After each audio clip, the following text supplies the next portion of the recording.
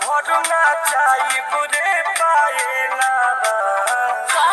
होई मरद रंगबा रात भरना चाही बुरे टुनटुनबा तोरा बड़ी नीके ना दोसरा के दीदी के न चाहिए तोरो दीदी होई झाका।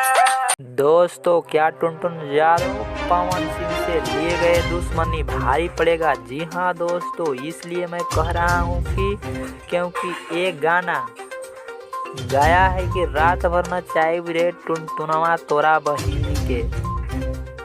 ये गाना आया है टुनटुन यादव पर। इस गाना का बोल है रात भर न चाय रे टुनटुनवा तोरा बहिनी के।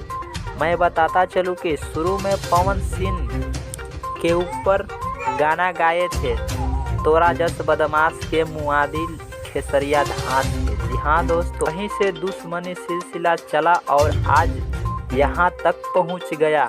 जी हाँ दोस्तों, दरअसल बता दूँ कि टुनटुन यादव गाना गाते हैं तो बहुत विवादित गाना गाते हैं।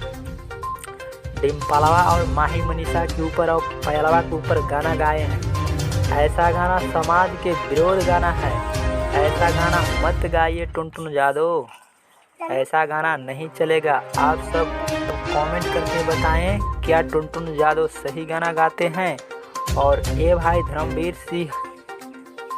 सिंह जी है गाना गाए हैं टुनटुन जी के ऊपर, सही कर रहे हैं या गलत कर रहे हैं। आप सब कमेंट करके बताएं और चैनल को सब्सक्राइब करें।